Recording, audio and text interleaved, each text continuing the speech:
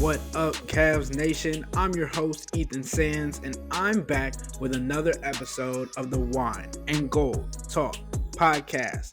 I'm joined by your favorite beat reporter, Chris Fedor. What up, Chris? What's going on, Ethan? How are you? I'm doing all right. How was the travel day today? Oh, it was fine. No issues getting here. There's a winter storm warning going on right now, so I don't think a lot of people want to be outside in Minnesota at this point, but getting here was fine, so that was good. That's always a good sign. When the first trip is good, that usually means the road trip's going to be good. Knock on wood, knock on everything. I knock on my skull sometimes. But I want to talk a little bit about what's going on in March. Obviously, we know it's cold, but there's a beauty to the month of March, and it circles around the NCAA tournament and March Madness.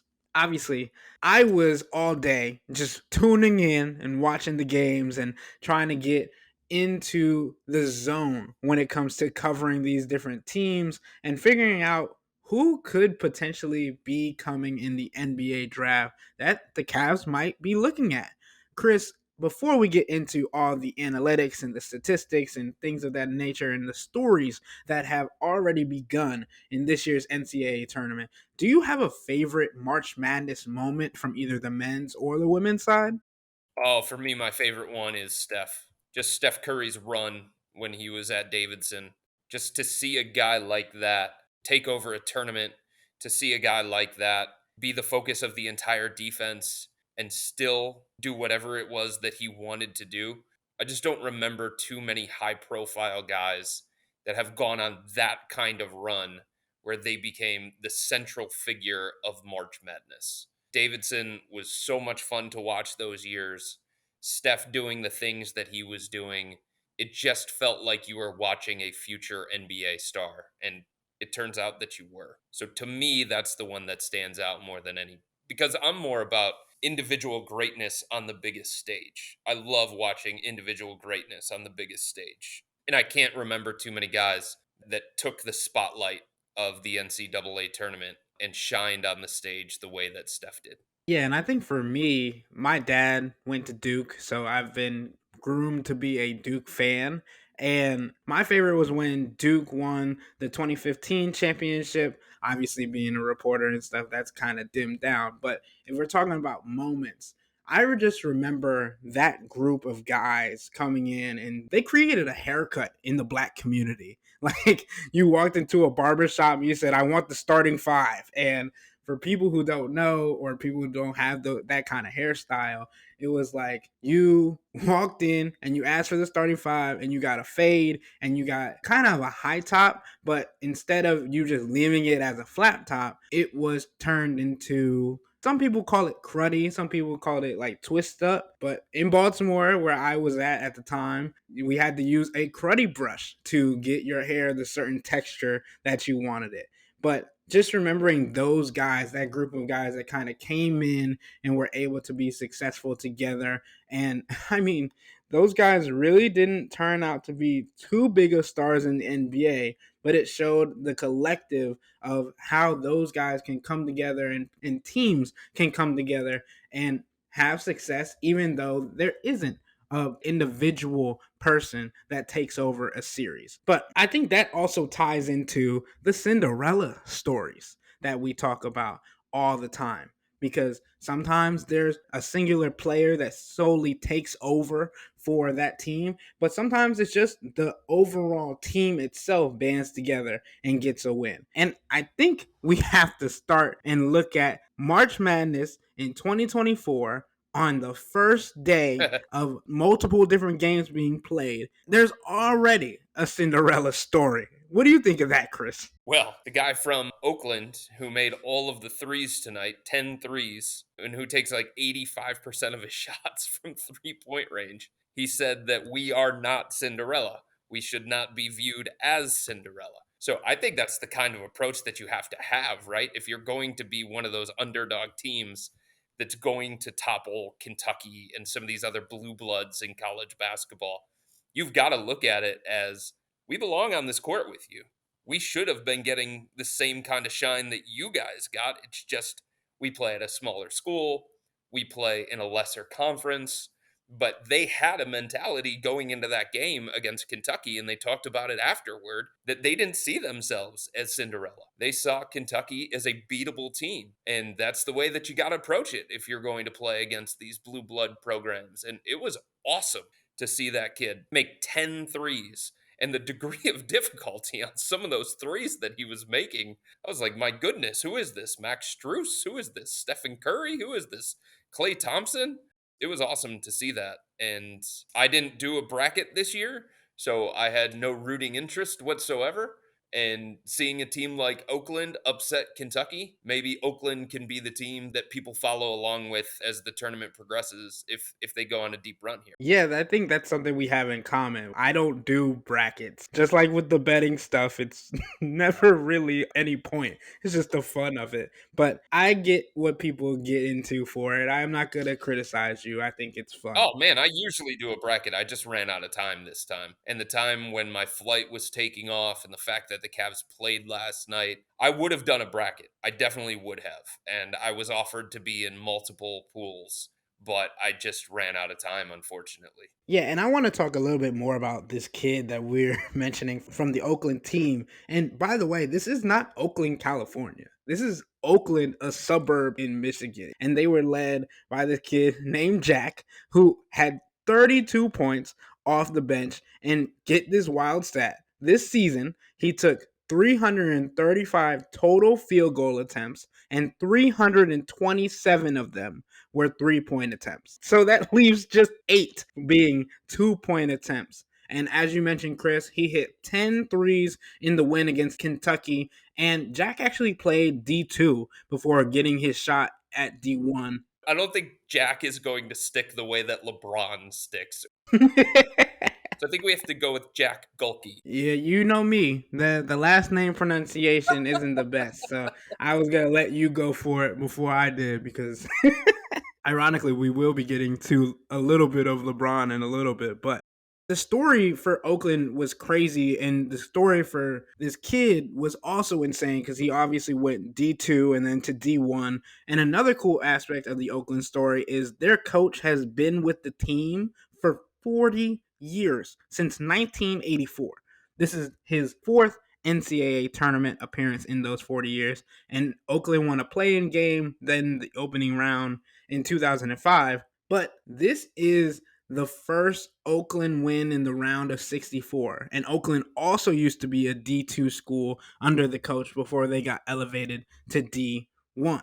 I know they don't want to be called a Cinderella, but with storylines like these, you cannot write them. Like, this is phenomenal, and that's one of the reasons we love March Madness. It's such a weird thing, though, when it comes to college basketball and covering the Cavs, because for me personally, it's been quite a journey. Because there were times when I was covering this team that the draft just didn't matter. They were going to the NBA Finals 4 straight years. They had LeBron James, they had the likes of Kyrie Irving and Kevin Love, and draft picks didn't matter because draft picks for those teams were used as a vehicle to improve the roster somehow, some way. What can we give up in order to get some help now pieces? And then it turned into the draft was the biggest thing for this organization. The draft was the only way for this organization. It was their best chance to rebuild after LeBron left again.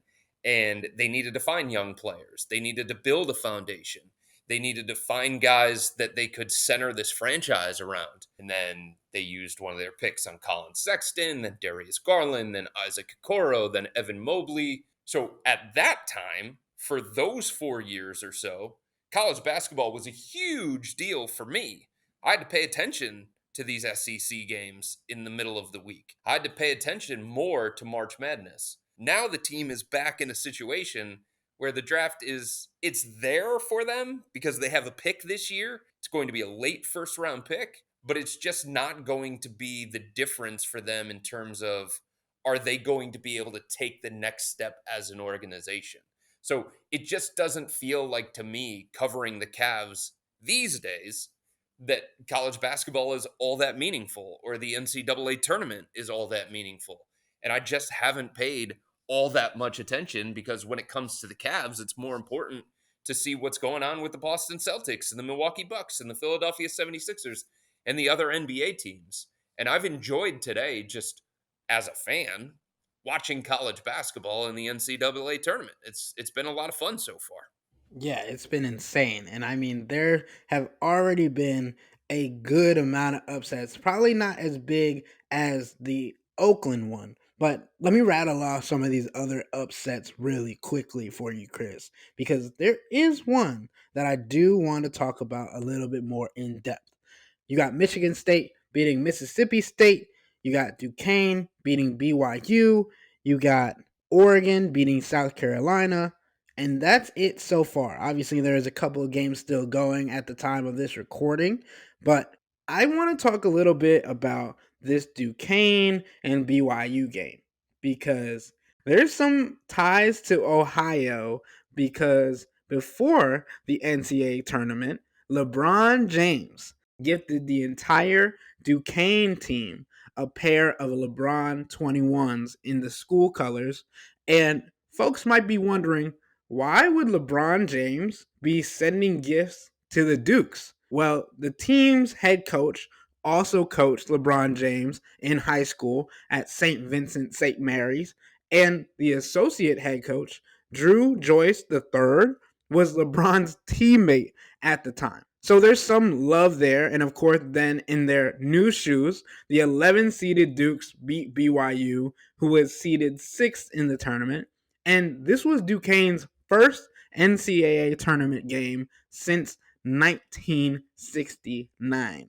Yeah, and people in this area, they know Keith Dambrot. They've seen the success that he's had throughout his coaching career. This is his final hurrah. He's retiring at the end of this run. However far Duquesne goes, that remains to be seen. They look good today. There's no doubt about that. Obviously, they're one step away from the Sweet 16. LeBron went on X, formerly Twitter, congratulated Duquesne and Keith Dambrot. Keith Dambrot obviously coached LeBron in high school. Then he went on to Akron and had a bunch of success at the University of Akron as well.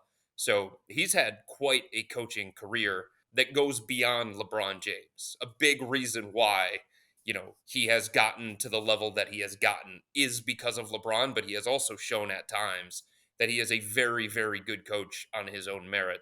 And LeBron has talked about just how influential Keith Dambrot was for him in his career. It's not to say that LeBron wouldn't be LeBron without him, but he did some positive things for LeBron, and LeBron wanted to return the favor, and gifting those kids his shoes, look good, play good, feel good, right? And that's the saying. That's the saying. And there are a couple other interesting things about this year's tournament. One, this could be one of the last years without an expanded tournament, which wouldn't have had Duquesne in the tourney as they were a quote unquote bid thief. And I don't think the NCAA tournament gets upsets like St. Peter's beating Kentucky, UMBC beating Virginia, or Farley Davidson beating Purdue without the current NCAA tourney setup, at least not to that extreme. And I think that's what makes March great.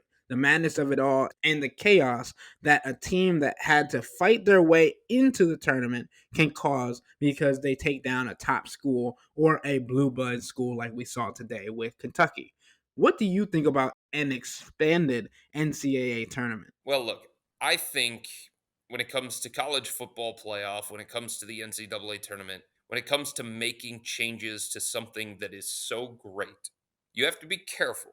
I don't think there's anything that can be done to ruin March Madness or the NCAA tournament. Let me make that. But when you start messing with something that has been good for so long, and part of what I think makes March Madness so special, Ethan, is that there are only a limited number of spots available. So the regular season matters in college basketball. The conference tournament, that matters in college basketball because you're constantly during the regular season trying to fight your way in the tournament. You don't want to miss out on the tournament.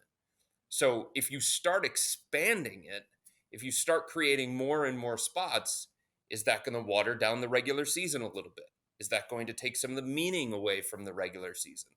Is that going to take some of the pageantry away from the first day of the NCAA tournament, which is always the most fun day? I just think you have to be careful when you start thinking about having something that is great, already great, and then asking yourself, how do we enhance it? Some things don't need to be enhanced. Some things just need to be left alone. And I think the NCAA tournament is one of those things. That's just me personally. Yeah, and like I said, I don't think you get the upsets, which I think makes March as beautiful as it is without the current layout that they have right now. I honestly thought you were going to bring up like these games from March Madness because you were watching today and you saw somebody that you thought would be a good fit for the Cavs late in the first round or something like that. That's where I thought you were going with it from Duquesne. Like I thought you saw some guy that was playing for Duquesne today and you're like, "Oh my god, put him next to Donovan Mitchell or Darius Garland and see what happens. We could have the next Craig Porter Jr. on our hands." Well, so listen, we're going to get to that because Oh, there was somebody who caught your eye today? there's somebody who has caught my eye all season, Oh, but he's had an interesting situation, and he's also a freshman. So I'm not talking about this upcoming season, him being involved with the Cavs, or even being picked up by the Cavs in years to come. More so, it's about who the Cavs might be up against. Because to me, I don't think the Cavs are going to go away from this Darius Garland, Donovan Mitchell thing unless there is a blatant reason to say that it's not working. And as we've mentioned on multiple times, Chris, so far, there is not any indication that that is the case. Or if Donovan Mitchell doesn't end up staying after his contract expires, then we can have that conversation of potentially the player I'm going to mention being looked at by the Cavs. So to get there, the other interesting thing that is happening with March Madness actually happened outside of March Madness today. And that was the cancellation of the GLeague Ignite. This was the first way for players to get compensated before the NCAA went to the NIL era. And now those players will have to come to the NCAA unless the NBA lowers the age to play and allows players to come straight from high school again. I mean, sure, there are highly capable players that come out of the GLeague Ignite system, like the Thompson twins and Jalen Green. But what do you think of this move and how it could shape the future of the NBA? But also future NCAA tournament stuff, because the kids that were in the G League Ignite are now primed to go to schools and potentially high level ones at that. An example of that being, for me, Rob Dillingham. And his surge onto the scene in Kentucky as a freshman has been one to watch. And even their coach has talked on multiple accounts that he has treated Rob differently. He's treated Rob as he taught Devin Booker, De'Aaron Fox, and the guys that have made it to a higher level at the NBA. He's mentioned that he's held Rob to that standard, and Rob has even asked about why he's being treated differently. Or he has blatantly called out Calipari, saying that he's treating him differently. And John Calipari said, "Yeah, I am." But back to the point, Chris, how do you think the G League Ignite being taken away could impact not only the NCAA but also the NBA and how they look at the age limit that they've set? I don't think it's anything specific when it comes to the NBA.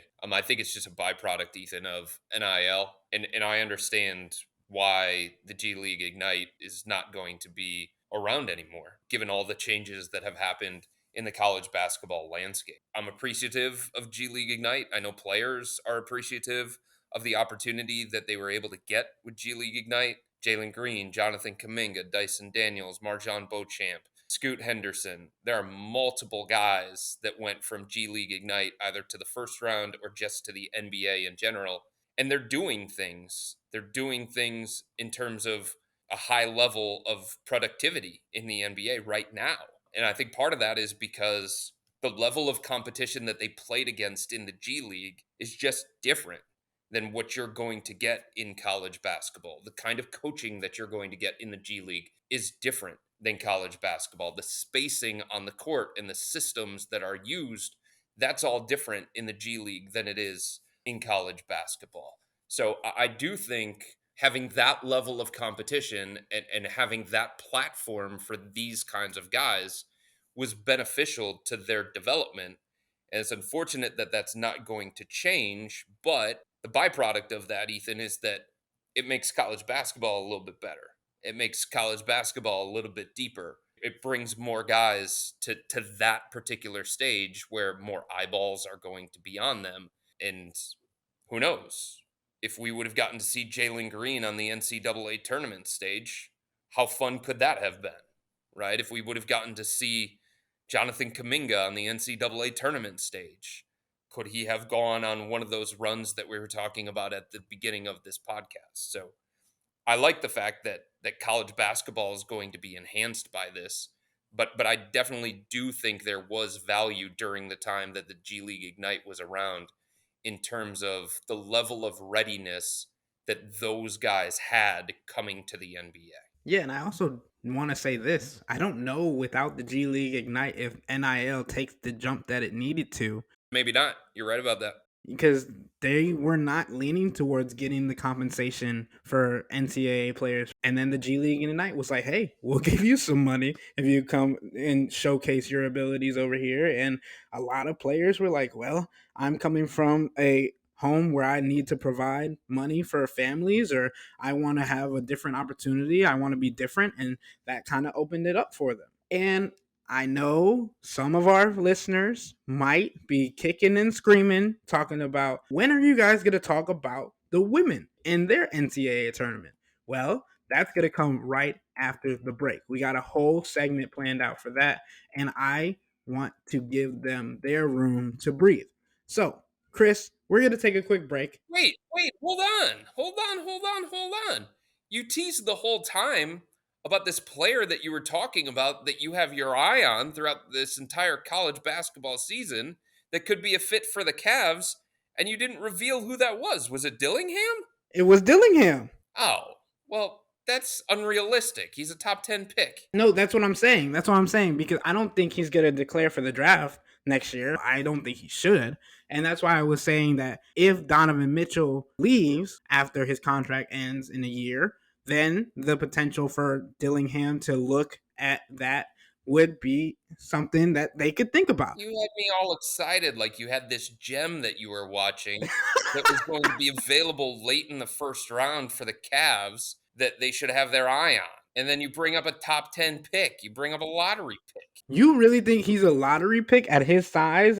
Oh, God, yes. Absolutely. The skill set, the talent. I thought he was going to fall down a little bit. Oh, man, you know how this goes in the NBA draft, Ethan. These general managers that are part of bad organizations, they're looking for these moldable balls of clay with natural talent, with gifts that you can't teach. And then they always say, we're going to develop them. We're going to coach them up. We're going to put them in our system, and they're going to flourish. People are right now looking at Rob Dillingham like, well, Devin Booker didn't do a whole bunch at Kentucky. Tyler Hero wasn't great at Kentucky. Jamal Murray wasn't a standout at Kentucky, not to the level that you would expect these guys because of how talented they are. But like all of these teams look at Kentucky and say, well, there's something that's holding them back. Once we get them to the NBA, they're going to flourish. And it feels like people around the NBA are looking at Dillingham as the next Kentucky guard that once you get him out of that system, he's going to be unleashed the same way that these other guys have been in the past. Yes, he is a top 10 pick. You know how this goes. Upside, upside, upside, upside, upside. And people are like, John Calipari's an idiot for keeping this guy in a six-man role the whole year. NBA GMs look at the big shiny thing, and in the Yes. next coming drafts, it's definitely gonna be Rob Dillingham. I mean, how shifty he is. I thought maybe because he's just 6'3" that could hold him back, but maybe not. I really like his game just because of how shifty he is, how he can get downhill, and I'm not gonna lie, he reminds me a little bit of Darius Garland. But I think just the ability to go to Kentucky, still have a role, still thrive. And like you mentioned, Devin Booker never started a game when he was in Kentucky. And Devin Booker obviously is a household name in the NBA. So the potential for Rob Dillingham to come and kind of be the same thing or live up to those expectations, that's a high thing to feed. So probably he'll be a high draft pick, but if he does slide, I think he's a good candidate for the Cavs. All right, all right. He's not going to fall that far. I'll give fans a couple of names that I know are on the Cavs' radar, or at least are being watched by the Cavs. One of their executives is watching Kansas tonight. They went to Salt Lake City so that they could scout Kansas specifically.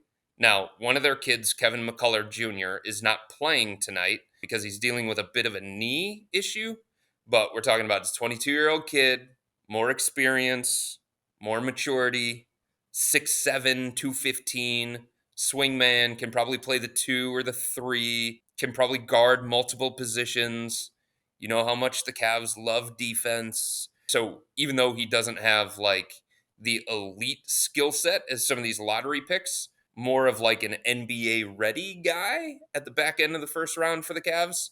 But like I said, he's not playing, so the Cavs aren't getting an opportunity to scout him tonight. One of the players that they are there to go see is somebody who's probably going to go a little bit higher than their range, but things can change in the draft constantly. There's an Australian kid that's playing for Kansas as well. His name is Johnny Furphy. He's 6'9", about 200 pounds. He's a toothpick, but he can shoot from the outside. He can play make a little bit.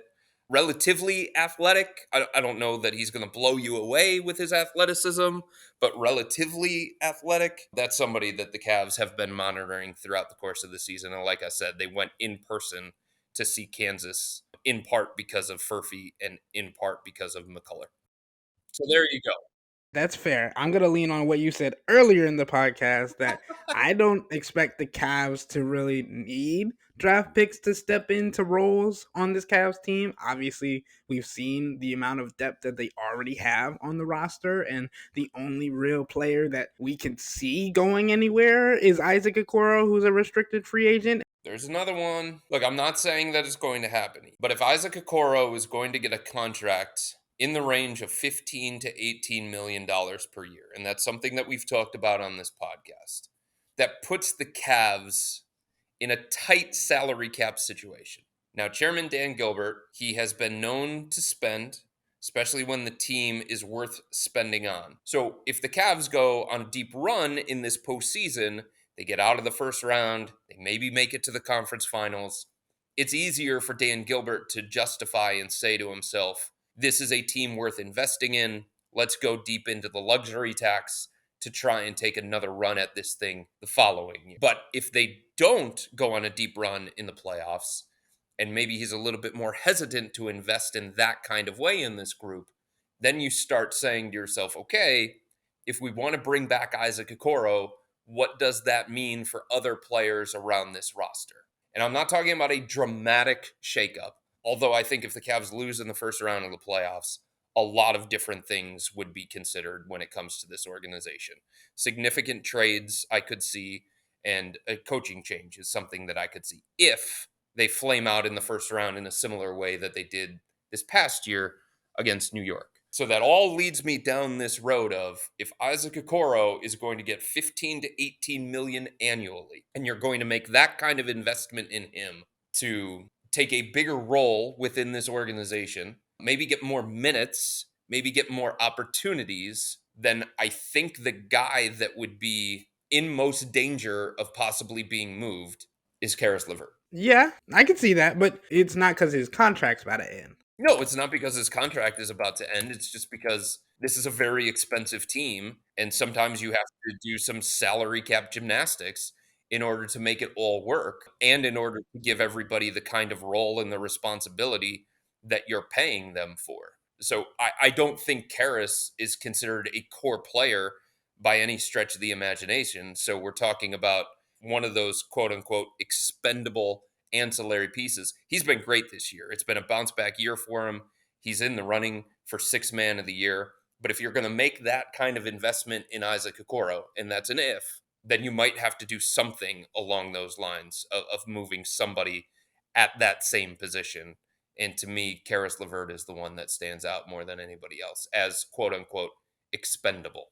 Right. So what I was referencing earlier was people with contracts that would be getting moved and why the Cavs would need to go ahead and make some moves in the draft and those kinds of things. But because Isaac's the only one and we expect him to come back, that's not something that we're expecting the Cavs to need to do with the amount of depth that they already have on their roster, also along with the players that they have in the G League that they have confidence in. But I do understand your point about Caris LeVert, and I think if he does win Sixth Man of the Year, that possibly changes the idea in the Cavs mindset, especially with Isaac Okoro. But we know that they're kind of two different play styles. They are. Caris LeVert gets to the basket more, and Isaac Okoro is a 3-and-D guy. But I do want to make the mention that I have been impressed with Caris LeVert's level of defense. It's felt like since Dean Wade has been out, when the opposing team's best two players are both guards, and Caris LeVert is in the starting lineup, it seemed like Isaac Okoro takes player 1A for the opposing team, and Caris LeVert takes player 1B. I'm not saying that Caris LeVert is on the same level as Isaac Okoro defensively. I'm saying he's stepped up in that aspect and has been able to showcase that he can be a disruptive factor on the defensive end as well. Oh, sure. I mean, earlier in his career with Brooklyn, Ethan, Caris LeVert was put in that stopper role. So he's willing to take those kinds of matchups, and he does his best in those matchups. Again, like you said, he's not Isaac. He's not going to be on any of the all defensive teams, but it's something that the Cavs have asked of him. It's something that other teams have asked of him in the past because he's got quick hands, he's got quick feet, he's got enough length and athleticism. He plays really, really hard. He can get physical. Look, there were times in last year's playoff series against the Knicks that they put Caris LeVert on Jalen Brunson. And there are going to be times in this upcoming playoff series against whatever opponent it's going to be where Isaac Okoro is not going to be out there on the floor, and the Cavs are going to ask somebody else to handle whatever that matchup is. And maybe it's Donovan Mitchell, but it's most likely going to be Caris LeVert because they consider him their second best on ball defender in terms of perimeter guys, right there behind Isaac Okoro. So you're right about that. You just forgetting about Dean Wade, or you saying Isaac's 1, Caris is 2, Dean Wade is 3? I mean, they're not going to have Dean really guard ones and twos. You know what I'm saying? Yeah, I get that. Unless they're bigger. Like we've seen Dean guard Luca, Ben Simmons, like those kind of guards. Yeah, I mean, if they're super sized guards or like sized enough guards, that's a little bit different. But if you're talking about, DeJounte Murray, Tyler Hero, Tyrese Halliburton, Terry Rozier. yeah, Terry Rozier. You don't want to say the Knicks because I just don't think that's a matchup that's going to happen. Tyrese Maxey, theoretically, Philly's in the 8th spot right now. They keep falling down the standings. If it's one of those kinds of guys, I think that's asking a little bit too much of Dean Wade. I think in that kind of matchup, the assignment, if it's not Isaac, it goes to Caris. We are going to get into a little bit of a break before we come back and talk more about the NCAA tournament in the women's game because I want to show some love to the women's game. And I know we got into a lot of the NBA and the NCAA men's tournament. So let's take a quick break. And when we come back, we'll dive into some of the women's stats and what's going on over there. But before then, become a Cavs insider and interact with me and Chris by subscribing to Subtext. Sign up for a 14-day free trial or visit cleveland.com/Cavs and click on the blue bar at the top of the page. If you don't like it, that's fine. All you have to do is text the word stop. It's easy, but we can tell you that the people who sign up stick around because this is the best way to get insider coverage on the Cavs from Chris and me. We'll be right back.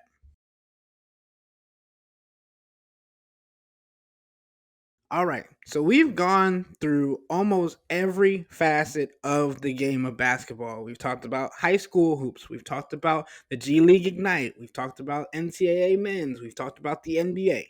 Now, I want to give a little bit of love to the women's side of the NCAA tournament. And it's been more than deserved because the women over there are hooping, Chris. Like, they are getting down and dirty. They are being able to provide for their teams. They have big name players. They have big name stories. And I mean, you look at Caitlin Clark, Angel Reese, obviously Iowa and LSU. And then you got Paige Beckers coming back from an ACL injury with UConn and all of those different storylines. Juju. And Juju Watkins at USC. Oh my goodness. One of the best freshmen we've seen in a long time, was breaking records. In her 3rd game, I believe she broke a record for USC. And it has been a total ride to just watch and be able to enjoy what has been going on that side of the ball. And I don't think they've been getting enough credit for it, but it's funny because now the NCAA women's tournament is outselling the men's tournament for Final Four tickets by a long stretch. So we got to talk about how good these women hoopers are, Chris. You mentioned Juju Watkins. She's been outstanding. Has there been players that you've been like, wow, they have stood out this year or in the past couple of years more than they have in the past? Well, that to me, Ethan, is why the women's tournament has a little bit more allure. That to me is why I'm more excited about the women's NCAA tournament. Because the thing that I believe men's college basketball is lacking right now is star power. They just don't have those elite players. If you think about the 2024 NBA draft, the projected number one overall pick is playing in Australia. The projected number two pick is playing in Serbia. The projected third pick is a French kid. The projected fourth pick is in the GLeague Ignite. So it's like, who is the best player in college basketball? Who is the star that can take over the NCAA tournament the way that Steph Curry did in the past that we talked about? I mean, arguably the best player in college basketball is a 7'4" dinosaur center. In the NBA, I don't think there's much of a place for him. I mean, Zach Edey is not looked at as a future NBA star. And he's arguably the most accomplished, the most productive, and maybe the best college basketball player. But he really doesn't have an appealing style. I don't get excited watching Purdue play basketball. So to me, the star power exists in the women's game. Caitlin Clark is must see TV. She is doing things that we've never seen before at any level, and it's must see TV. And then you talk about Angel Reese and the run that she's gone on in the past with LSU, and Paige Beckers is a riot to watch, and Juju Watkins is just incredible, the things that she can do on a nightly basis. That to me is more exciting. That to me is greatness in the NCAA tournament. I'm intrigued to see what Caitlin Clark's going to do on this stage again, right? I'm intrigued to see what Juju Watkins is going to do when she goes on this stage for the first time in her career. There just isn't a guy like that in college basketball, unless you're talking about maybe the Nebraska kid who is basically a version of Stephen Curry, but it's friggin' Nebraska. You know what I mean? They could be one and done in this tournament. Yeah, I mean, you mentioned it. The star power is undeniable. And there's other players that don't get as much love. Like you still got Haley Van Lith at LSU, Cameron Brink at Stanford, Aaliyah Edwards, and Paige Beckers at UConn. Then you got Notre Dame's Hannah Hidalgo and Madison Booker of Texas, Elizabeth Kitley and Georgia Moore of Virginia Tech, UCLA's Lauren Betts and Camila Cardoso, and obviously the team to watch, South Carolina. And I mean, Don Staley is just something to see as a coach. I don't care if it's men's or women's, most coaches, whether it's NBA, NCAA, or high school, need to take a page out of Dawn Staley's book. How she loves on her players, how she cares for her players, how she pushes her players to the next level. This is a team that went undefeated this season after losing all of their starters last year. It is an insane turnaround. Like you said, I'm in complete agreement with you. I'm more excited about the NCAA women's tournament than I am about the men's tournament because there isn't Zion Williamson. There isn't the players that we really can name off the top of your head. I don't know if I could name more than 3 players off the top of my head from the men's game, but I can name a whole bunch from the women's game. And I really want to see what team comes out on top because that's the other thing. It's not just one player, but it's a player being able to lead their team and having shown the ability to carry their team when needed. You got UConn, you got Texas, you got LSU, you got all of these teams that have potential to make it to the Final Four. And I think that's where the difference is in March when it comes to the men's and the women's. In the men's, you're like, okay, there could be an upset any night. And obviously the same calls for in the women's game. But on more of a consistent basis, you're like, all right, when the clock starts turning over to winning time, like JB Bickerstaff has said in the past, like you just know who to give the ball to. You're gonna give Paige Beckers the ball, you're gonna give Caitlin Clark the ball and see if they can pull your team to victory. And that's what's exciting. I'm just excited, Chris. Like this is something that we haven't seen in a long time, and especially the love that the women's game is getting.